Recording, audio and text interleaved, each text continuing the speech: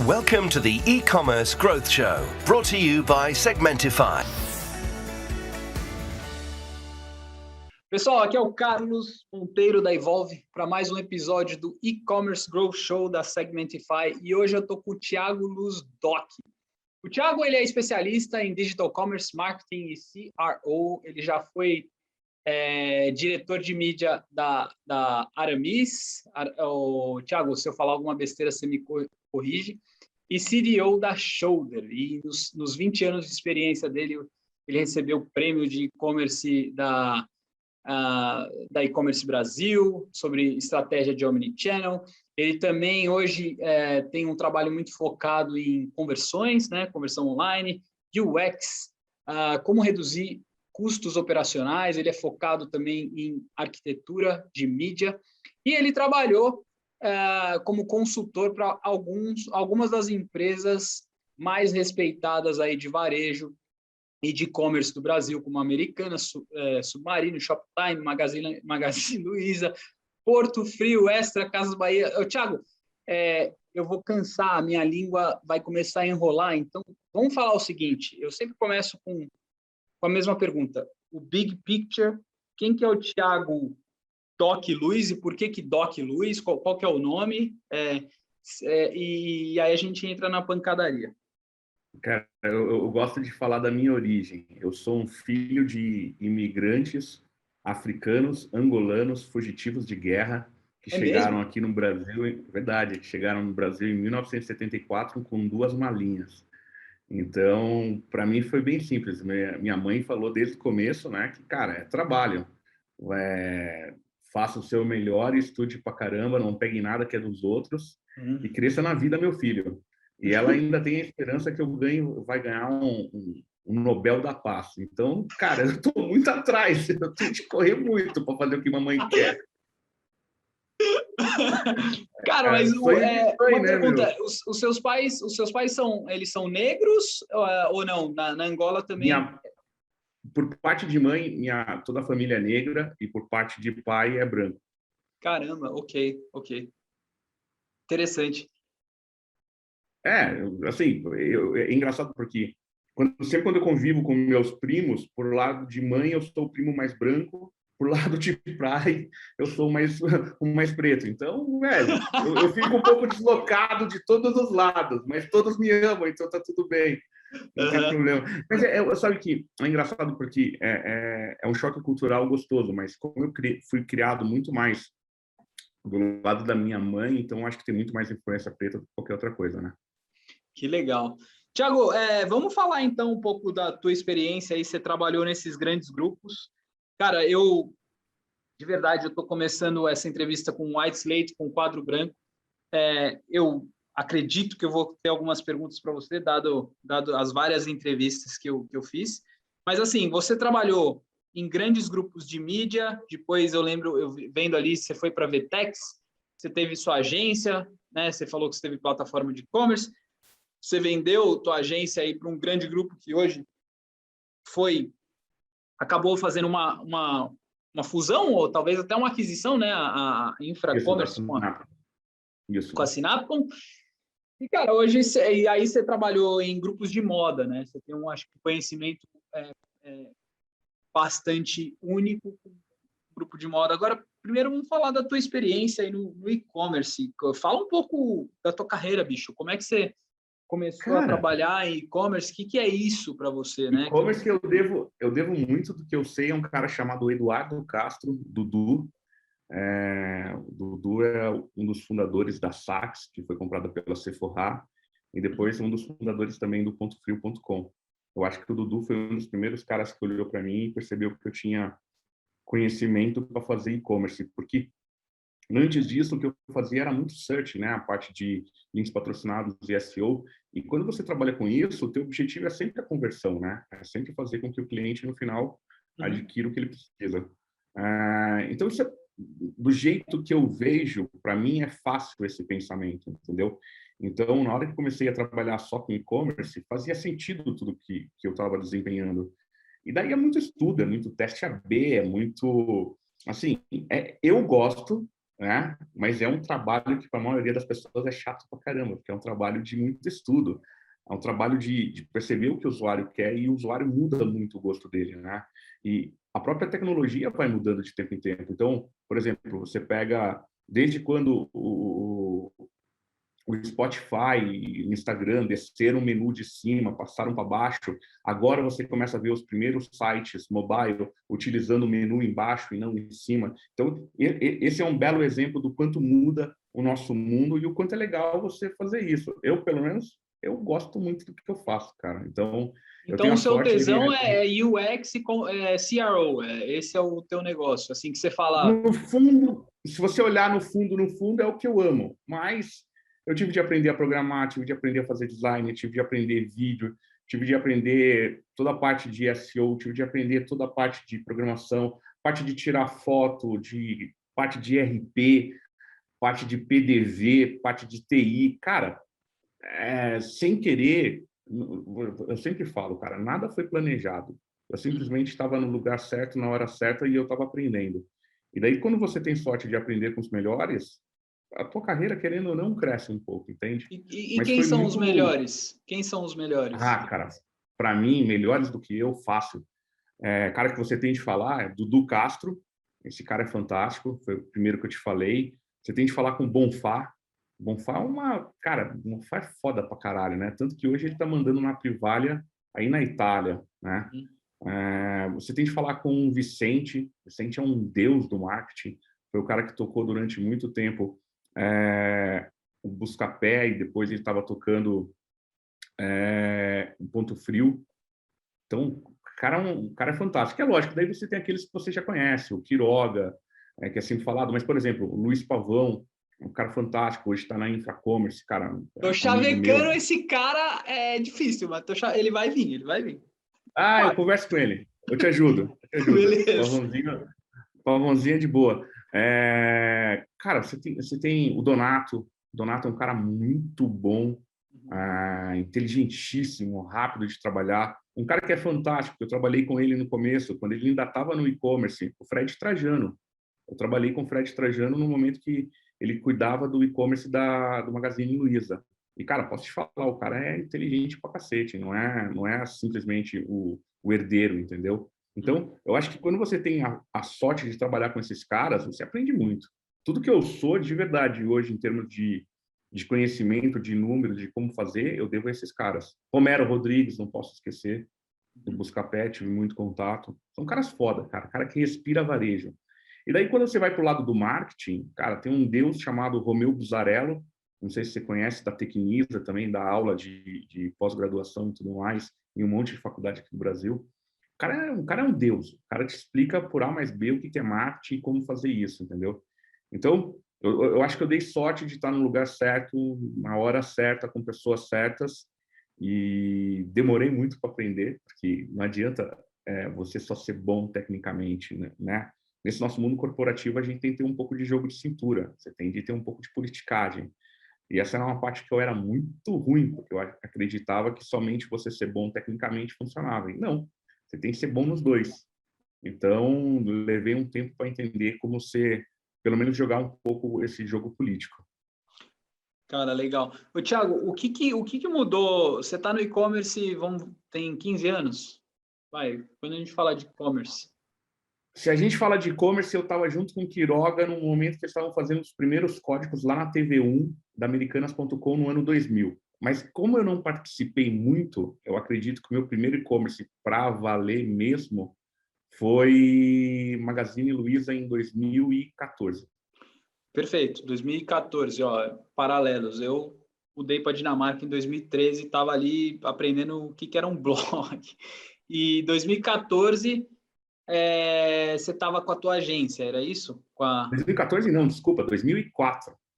2004? Caramba, os caras já tinham e-commerce em 2004, eles estavam Já tinha ali. e-commerce. Cara, Pô, o Magazine Luiza é um dos precursores do e-commerce, cara. As pessoas não sabem, mas eles são um dos precursores. É que não, você tem que lembrar que em 2004 é um Magazine Luiza diferente, né? É um Magazine Luiza que ainda só estava em Franca, não tinha vindo para São Paulo. Não era esse monstro que é hoje o Magazine Luiza, né? Eu acho que o primeiro boom que o Magazine Luiza teve foi quando abriu 50 lojas em um dia aqui em São Paulo, né? Então, ali foi o grande boom do Magazine Luiza. Eu acredito, né? Vendo de fora. Mas então, vamos pegar 2004, acho que é interessante falar. E hoje, 2021, o que você vê que está diferente assim no e-commerce no Tudo. Brasil? Eu acho que as pessoas, os usuários, perderam o medo de comprar, né? Antigamente era muito difícil, você tinha que botar o teu cartão de crédito online. Dois, tinha um número muito pequeno de pessoas que usavam a internet, entende? A logística era completamente insana. Hoje você você compra no Mercado Livre de manhã, de tarde você recebe, você compra na Americanas de manhã, de tarde você recebe.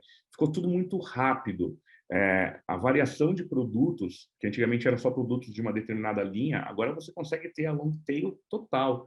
É muito difícil se você precisar de alguma coisa que não tenha venda na internet, entende? Eu acho que o que mudou foi que o usuário, né, o consumidor, entendeu que ele não precisa mais ir no shopping, ele pode simplesmente ligar o seu celular e comprar o que ele precisa, sem precisar ir ao shopping. Eu acho que isso é ruim para o shopping center, que ele tem que se reinventar, mas para o consumidor, o e-commerce mudou a vida dele, né? Tá. Doc, e assim, dentro da tua experiência aí, beleza, você vê que a gente sabe, o e-commerce mudou para o consumidor, ficou mais fácil. Do teu, tô pensando, a gente vai cortar, tá? Se eu Relaxa. dar umas comidas de... Não, eu tô pensando aqui. Não, eu tô pensando aqui, assim, cara, que você tem uma experiência incrível, que você já fez várias coisas em empresa de mídia, em empresa de e-commerce. Agora você já teve do lado do vendedor, você já do cara que vende mídia, ou do tech vendor, e agora você já teve do lado do varejista e você já empreendeu, né? Então, é uma experiência muito rica. E eu acho que, assim, o que você vê hoje acontecendo no Brasil, eu tenho até um livro, fui em uma feira uma vez, o cara, eu estava na VTEX, esse cara é um holandês, ele é muito interessante, Wingen Jongen. Depois eu te mando.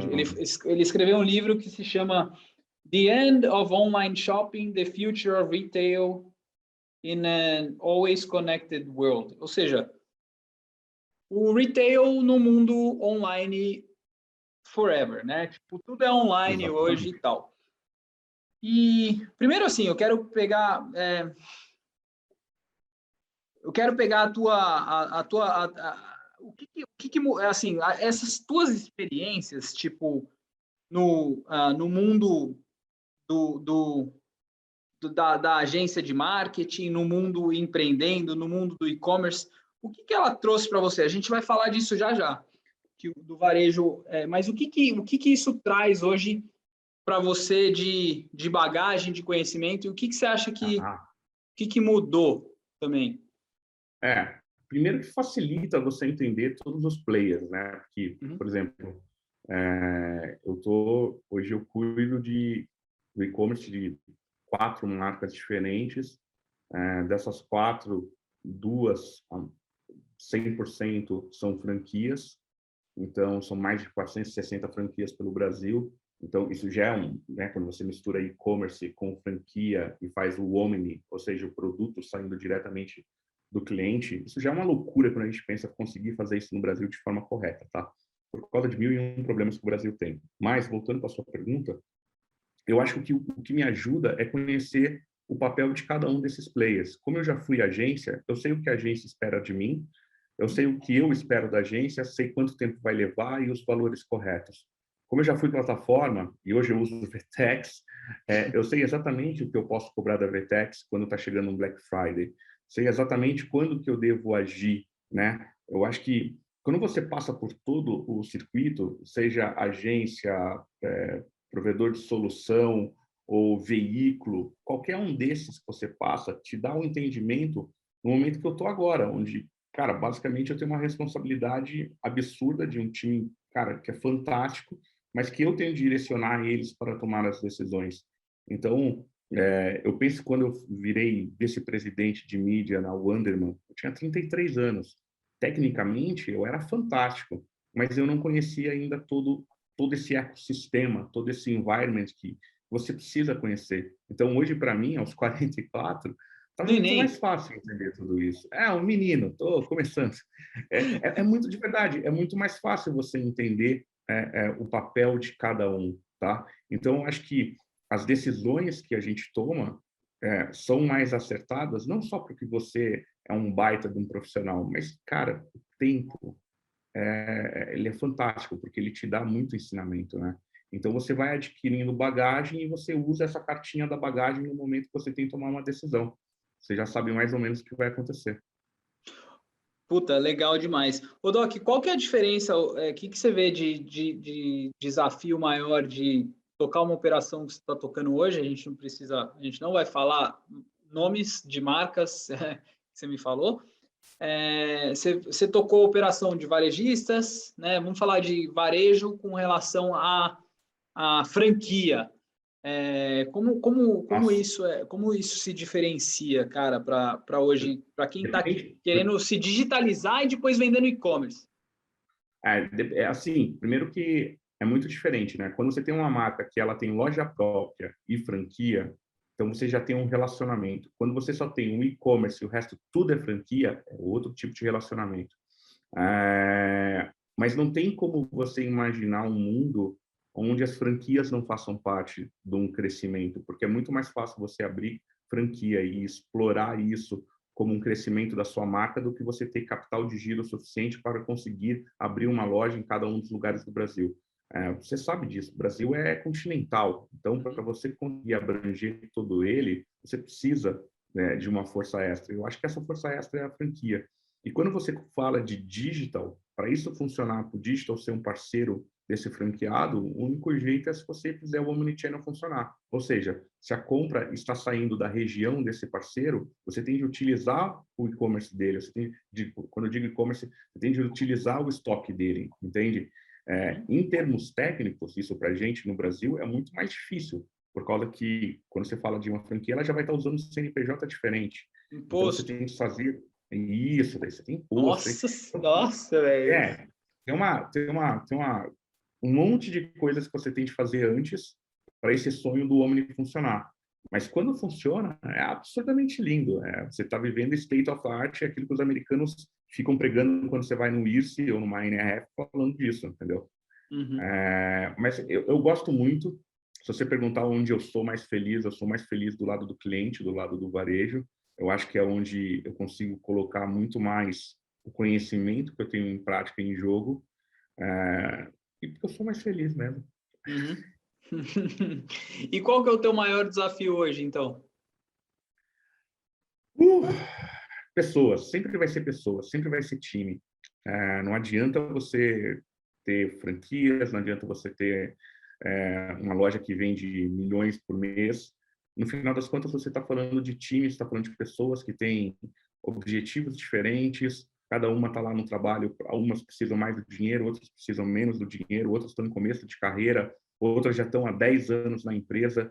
Cada uma delas importa e cada uma delas são diferentes e você não pode tratar elas iguais. Você tem que tratar elas de acordo com as necessidades e qualidades que elas têm. Então, eu sempre falo que quanto mais você cresce na carreira, mais RH você vira, mais humanas você vira. Então, você tem um lado teu de exatas para tratar de números e tudo mais, né? Quando você está fazendo a estratégia do e-commerce, do canal, das lojas, mas a maior parte do tempo você está em humanas, cara. Você está conversando com pessoas, lidando com elas e fazendo com que todas elas entendam o objetivo comum e nadem no mesmo lugar, senão é uma zona. Cara, concordo 100%. Eu tenho uma empresa de uma pessoa e eu trabalho com freelancers muito bons e ainda assim é uma foda do caralho. Não, mas é verdade, porque você tem que colaborar com gente boa e aí a gente boa acaba tendo que encontrar valores que se adequam aos seus, né? Que você fala, bom, minha empresa tem valores tals e é assim que com essas pessoas que eu quero trabalhar. Agora, em termos de pessoas, Doc, qual que é o teu, digamos, o desafio? Porque aqui na Europa, eu tive numa viagem com a Vtex para a Polônia. E a Polônia é uma das capitais do mundo de produção de desenvolvedores, né? E o cara falou, olha, na minha cidade aqui, que é Wrocław, fica 1 hora ali de... Não, fica 3 horas de carro, 1 hora de voo da Varsóvia. Era uma das capitais onde tinha gente focada em Magento. E aí virou, hoje, a segunda capital na Europa depois de Berlim, onde empresas entenderam que ali estão vários talentos. Então o cara falou, um desenvolvedor aqui está custando 150 euros, 200 euros a hora. Então tá cruel. Às vezes eu tenho que buscar na Romênia porque eu não encontro aqui. Ou eu tenho que pagar um premium para o cara ficar, porque, porra, tá tudo normal, o cara escolhe. E para você hoje, qual que é o maior desafio em relação... Bom, beleza, eu tenho que encontrar gente com... É o que você falou, eu tenho que encontrar pessoa, mas qual que é o skill que hoje que você vê que tá desafiador? Para tocar o business, cara. Se a gente voltasse no tempo, acho que você ser dev é a melhor profissão que você pode. Se você está ouvindo isso que a gente está falando agora e você tem seus 14 anos, pare de jogar futebol, né, na rua e vá desenvolver, cara, porque aos 21, 22, você vai estar muito bem na vida, cara. Uhum. Deve estar muito difícil, a área técnica está muito difícil de achar bons talentos. A gente não pode falar que eles estão prostituídos, porque, cara, eu não acho que é isso, eu acho que eles estão recebendo o valor que eles merecem, e daí, como a gente está numa ausência de mão de obra qualificada, é lógico que os melhores vão ganhar mais e vão poder ir escolher para onde vão. É difícil você segurar um dev bom, é difícil você achar um dev bom, então trate o seu dev com amor. É a minha dica, não perca o que você tem, porque buscar lá fora é difícil. Mas quando eu falo de pessoas, para mim o mais importante é caráter, de verdade. Pode parecer bobo, mas tecnicamente você consegue ensinar uma pessoa, você consegue botar ela na frente de um curso ou na frente de uma instituição e fazer ela aprender. Mas quando você fala, você sempre tem de pensar no mínimo, cara. É engraçado, né? Porque a gente esqueceu o médio na empresa, a gente pensa em curto e longo prazo, curto e longo prazo, curto e longo prazo. Curto é porque a gente tem um monte de pica para resolver agora. E longo prazo porque a gente tende a imaginar, a gente tende a pensar em empresa para os próximos 5 anos, 10 anos. Então, não adianta eu estar botando meu dinheiro num garoto ou numa garota, ou o que for, que não vai ter o caráter de entender o que está sendo feito a longo prazo, entendeu? Que não é que ele vai se prostituir, mas que pode ir para o mal, entendeu? Quando eu falo mal, é lógico que você sabe o que aconteceu com a Renner, né? O quanto isso foi um ataque externo, o quanto isso foi alguma coisa que veio de dentro, a gente não sabe, entende? A gente simplesmente sabe que os dados deles foram comprados, né? Foram comprometidos e tudo mais. Então, como a gente está num mundo cada vez mais importante de onde a informação é o dinheiro, você tem de ter confiança nas pessoas que estão dentro de casa, entende? Então, é difícil contratar hoje em dia. Você tem que escolher muito bem. Cara, interessante. Dentro falando um pouco agora voltando a falar de varejo e desse negócio que eu estava falando, muito legal esse livro, porque a apresentação do cara é incrível, velho. Ele mostra várias coisas que estão acontecendo no mundo, não só no varejo, mas no on-life, né? E no on-life aí de vocês, e você está tocando uma cadeia gigante aí de franqueados e varejistas e tal. O que vocês estão fazendo, o Doc, de diferente? A gente vê hoje... posso falar daqui a pouco, mas eu entrevistei o Poço... Não, de diferente eu te falo, a gente está sobrevivendo. Tá. Porque você tem que imaginar que o momento no Brasil é um momento complicado, né? A gente tem um momento onde a flutuação cambial está muito grande. Cara, bizarro. Então, quando você vive de produtos importados, isso se tornou caro. A mesma coisa acontece com moda. Boa parte da moda no Brasil é feita no leste asiático. Então, é complicado, tá? Para todo mundo está muito difícil. Eu acho que o mais importante é entender que... E difícil pelo seguinte, no momento que as pessoas estavam em casa, no auge da pandemia, elas precisavam gastar dinheiro e elas gastaram online. Então, a gente teve, sem fazer nada, um aumento muito grande de venda do online. Só que agora abriu as portas, né? As pessoas voltaram a sair para as ruas, né? Então é lógico que agora todos os e-commerce vão estar voltando para o nível onde deveriam estar. É lógico que eles ainda vão pegar um pouquinho do juice, né? Que sobrou, né? Da pandemia e tudo mais. Porém, não é a mesma venda que teve antes. É bom para as lojas físicas que vão voltar a receber gente, mas você tem que saber jogar esse jogo muito bem, sabe? De entender o que está indo de um lado e para o outro, qual é o crescimento que você deveria estar e o que você realmente perdeu. É uma conta de matemática difícil, cara. Uhum. Beleza. E o que vocês estão fazendo hoje para os franqueados, para os varejistas? O que está na estratégia aí? Você pode abrir um pouco? Não os detalhes, Cara, eu acho mas... que não, eu acho que como a tecnologia pode ajudar, como você pode transformar o off numa coisa muito mais on, como você consegue entender os dados das pessoas que entraram nessas lojas. Mas não só, você tem que tomar cuidado, não canibalizar, entendeu? Não fazer com que o usuário, o consumidor que foi para o off, volte para o on, mas que ele volte para a loja. A gente não pode esquecer que a experiência em loja sempre vai ser uma experiência melhor do que uma experiência online. Você tem um toque, você tem um cheiro, você pode provar, você pode sentir. Então, eu acho que a marca que tem a experiência tanto on quanto off, ela tem que saber respeitar esse usuário, não tentar jogar ele simplesmente para o canal online, lembrar o quanto é boa a experiência do toque, entendeu? Então, eu acho que é uma balança, literalmente, isso é uma balança que você não pode pender nem para um lado nem para o outro. Você tem que fazer o máximo possível de ela ficar equalizada. E o jeito de fazer isso é levando tecnologia, levando inovação para o off, né? Entendendo, né, cada uma das vitrines que você está mostrando, o VM, o que está acontecendo lá, o fluxo de pessoas. É um monte de coisa que a gente pode fazer trazendo do nosso universo online e colocando no universo offline. Uhum, uhum. Tá.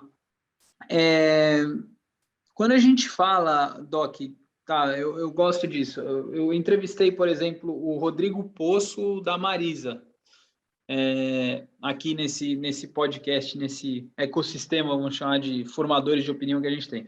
E eles têm visto várias coisas lá dentro, como várias empresas. Acho que qualquer empresa que tem uma massa crítica de clientes, como a sua, como a deles, eles estão olhando para criar os seus próprios, o que você falou, ecossistema, né?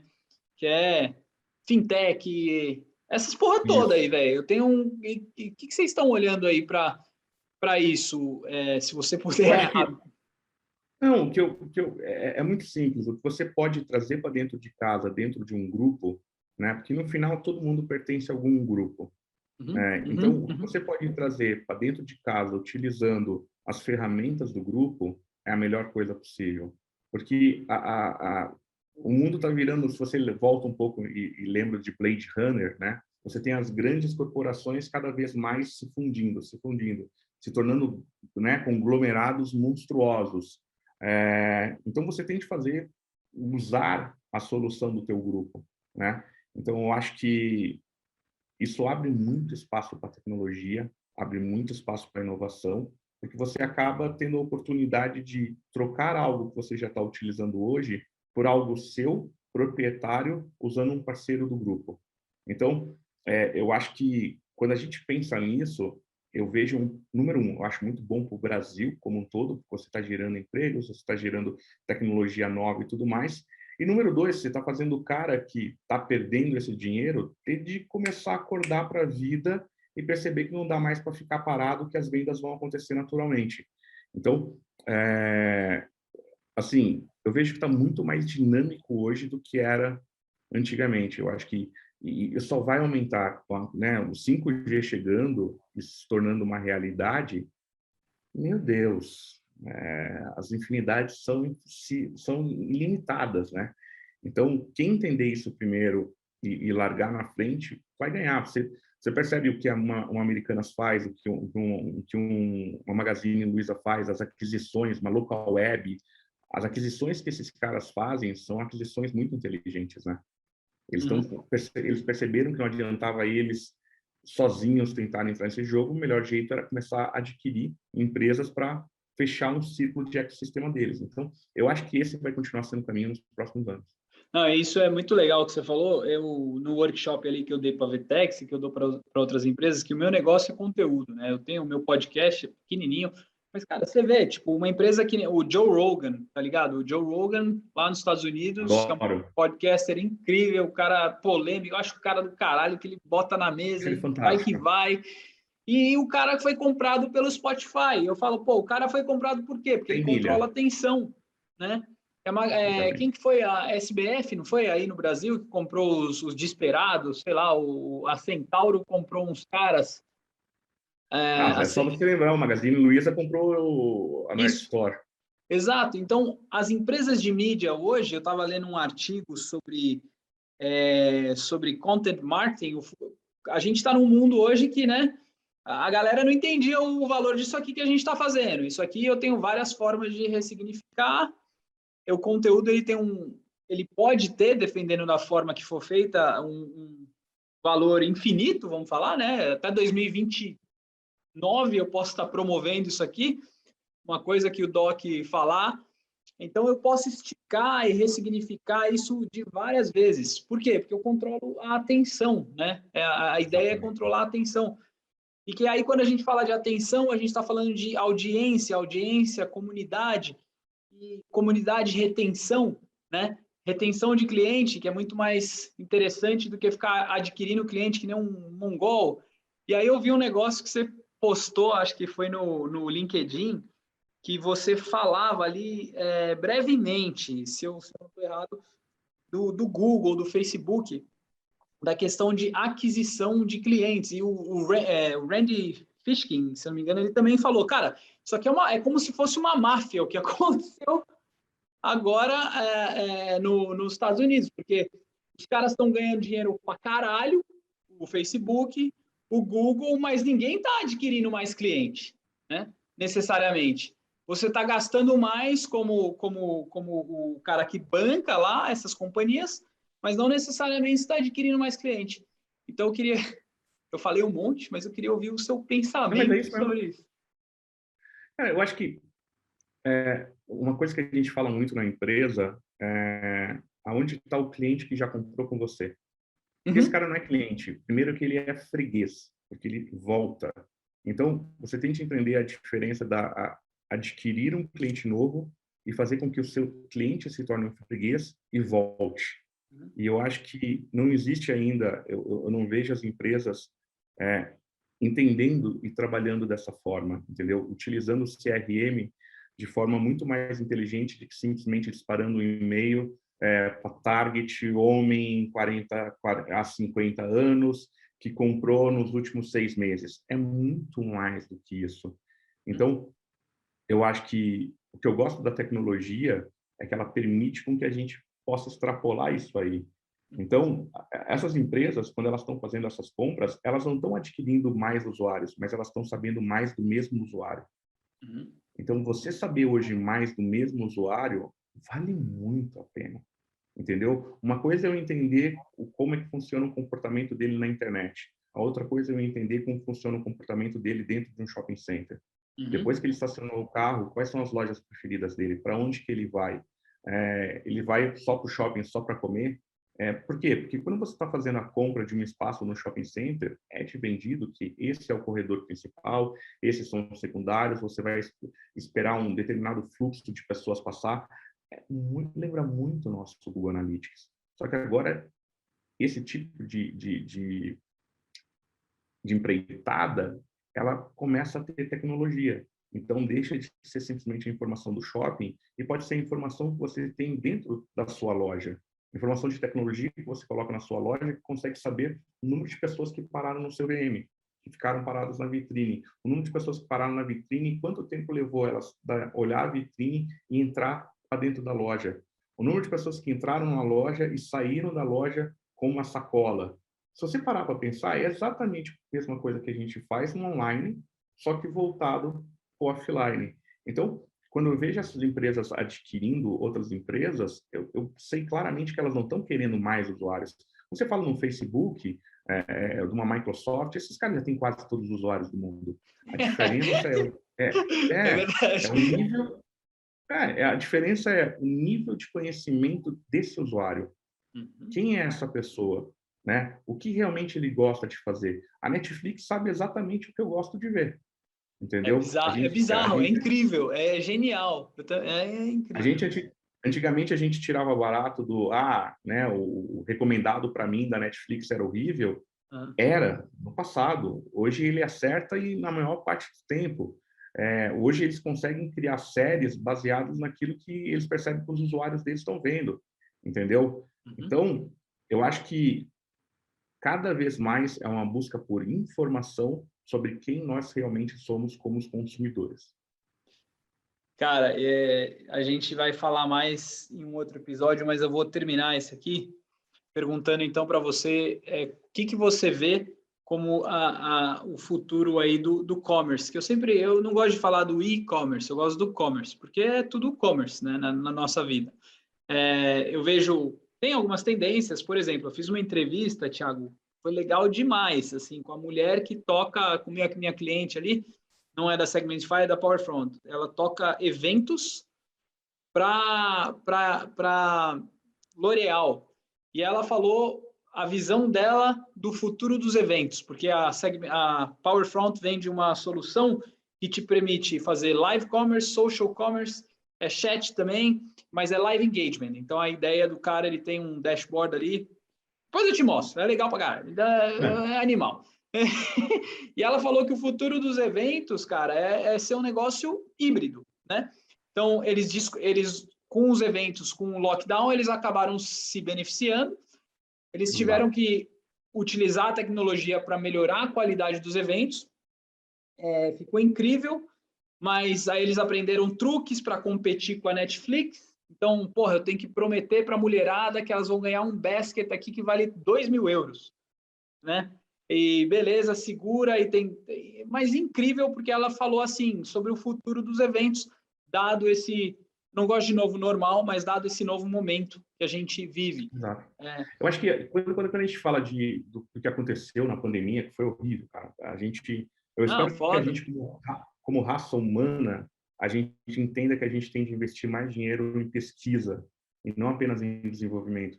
Uhum. A gente, como raça humana, a gente está, vamos lá, há quantos resfriados de acabar, né? Uhum. Eu acho que, É isso eu aí. espero que isso tenha mostrado o quanto a gente é frágil, tá? Uhum. E eu espero que a gente, de verdade, como essa raça humana, tenha se unido um pouco mais, Uhum. porque no final das contas, né, quando a gente fala, seja futuro de e-commerce, ou futuro de e-commerce, ou futuro de qualquer coisa, o futuro depende de pessoas para acontecer. Uhum. Então, se a gente não entender que, por exemplo, como eu te falei, quem estava preparado no digital, na hora que aconteceu a pandemia, vendeu muito. Mas olha que horrível, né, cara? A gente estava preparado para uma venda, mas a gente não estava preparado para cuidar da nossa saúde. Uhum. Então, eu acho que vai se abrir um campo novo agora, de novo, para pesquisa. Eu acho que a área de MED deve ser uma das áreas que mais vai crescer. Tende a ser uma das áreas que mais vão crescer.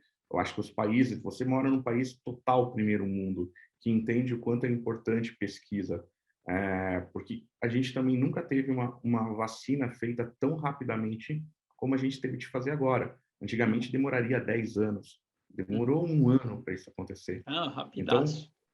até menos de um ano, né? É. Mas eu já vejo aí uma inovação, eu já vejo aí uma mudança. Então, primeiro, o futuro para funcionar depende de pessoas Uhum. existindo e sobrevivendo. Daí, voltando na sua pergunta, o que eu vejo de futuro de e-commerce, cara, eu acho que o futuro do e-commerce no Brasil depende muito de logística, porque o consumidor já existe, ele está pronto, agora a gente precisa ter preços mais competitivos, a gente precisa ter uma velocidade de entrega maior, a gente precisa considerar que o Nordeste e o Norte são tão importantes quanto o Sul e o Sudeste, Uhum. né? Em termos não estou falando que o Centro-Oeste não seja, mas eu estou falando em termos de velocidade de entrega. A gente tem que fazer com o CD, o governo precisa nos ajudar que o CD não seja somente em Vitória, no Espírito Santo, ou em Tocantins, que são lugares que têm, né, paraísos fiscais. Tem vários lugares esses paraísos fiscais. Quanto mais lugares tiverem isso, mais rápido você consegue fazer a entrega e mais emprego você traz, mais geração de emprego você traz para essa localização, tá? Então, para mim, quando eu penso em futuro de e-commerce, eu penso num commerce unificado, seja on ou seja off, ele é totalmente omni, mas principalmente com uma entrega de verdade acontecendo para você fazer um ship from store. A partir do momento que você faz um ship from store, você está salvando as lojas físicas. E você precisa das lojas físicas. É lógico que como a gente ficou muito tempo em pandemia, a gente ficou muito tempo dentro de casa, agora vai ter um boom de quero viajar, quero ir para o Airbnb, quero fazer tal e tal coisa. Mas que bom que isso vai acontecer com a gente, lembrando que, cara, precisamos desenvolver muito mais pesquisa, precisamos cuidar da gente como seres humanos. Eu estou num momento muito paz e amor, tá? Mas é verdade. Não, mas eu acho que cara, essa pandemia eu acho que mudou todo mundo, né? Eu tenho 2 filhas, estou na Dinamarca. Cara, você para refletir, tem os meus pais, pô, é foda no Brasil, você fica preocupado, né? Você pensa, você fica mais reflexivo sobre as coisas. E o que você falou aí, eu acho que como humanidade, eu tendo a ser um cara bem positivo, não positivista no sentido barato, mas eu acho que a gente, como humanidade, com cara tosco que está no governo, sabe? Não vou citar nomes e assim eu não fico trazendo política, mas independentemente de qualquer coisa, a gente tem uma colaboração muito maior, né? Eu acho que a humanidade, quando a gente olha o big picture da parada, é uma coisa boa que acontece. Pô, se os caras desenvolverem uma vacina e colaborarem em, vamos dizer, Exatamente. 3 meses para sair em 1 ano, deve ser 2 meses, 3 meses. Os caras estão ligados ali, né? Tá todo mundo conectado. É muito inovador, é incrível. Então, eu acho que é um sinal E agora, positivo para nós. imagina, Pode e isso falar. só podia acontecer, isso só pôde acontecer porque, número um, tinha internet para eles, né, contribuírem um Ah, com o outro. Então, o cara está na China, passou a ah, informação para os Estados Unidos, que passou para a informação do cara da Europa. Eu acho que a gente via muito aqueles filmes tipo Armagedon, né, Armageddon, tudo mais, onde, né, o Bruce Willis ia salvar o mundo, mas pela primeira vez a gente teve que ser salvo, né? A gente, é lógico, quando você fala em números absolutos, foi uma parcela pequena da população mundial que a gente tem noção. Eu acho uhum. que o número é maior. Mas, Sim, de sim, sim, qualquer sim. forma, foi a primeira vez que eu me lembro, né, isso você estuda, que a gente, como humanidade, se uniu para se Uhum, defender. uhum. Então, eu espero que disso saia coisas bem melhores, entendeu? Não. É, Você e, imagina, ô, Thiago, na nossa geração, eu tô com 36, você tá com 40 e... Você tá um neném, você 4. falou 44. É,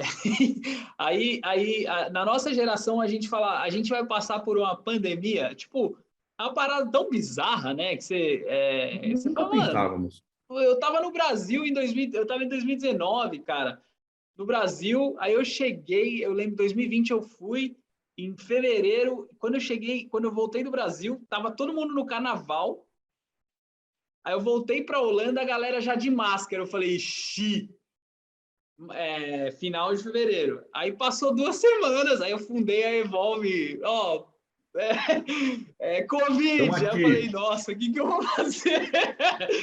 Que fechou tudo. Verdade, Aqui cara, foi que lockdown loucura, né? total, anunciaram República Tcheca. Não, Para foi pensar, engraçado. a gente, e de certa forma, eu vou te falar uma coisa, é engraçado, né? Como, nossa, o tema foi para completamente outra coisa, mas está muito legal. Não, é legal. Mas olha que louco, né? Há quanto tempo será que o mundo não estava precisando de uma folga de seres humanos? Porque a partir Aham. do momento que a gente entrou em lockdown, a gente parou de sujar o meio ambiente, de É, contaminar o meio ambiente. Então, as indústrias pararam de funcionar e fudeu os rios. A gente parou de usar carro, os aviões pararam de vir. Cara, o planeta Terra teve um descanso da gente, é sabe? isso aí, é isso aí. Então, eu acho que teve um lado bom também para o planeta Terra, cara. Tem, com certeza, tem com certeza. Ó, galera, esse foi o Thiago Doc Luz, camarada incrível, gente finíssima. Thiago, eu queria te agradecer enormemente. Você está na lista dos VIPs aqui que vai ser escalado novamente para uns painéis, que honra. você topar. E, cara, muito obrigado. Conta muito comigo. Legal, muito obrigado.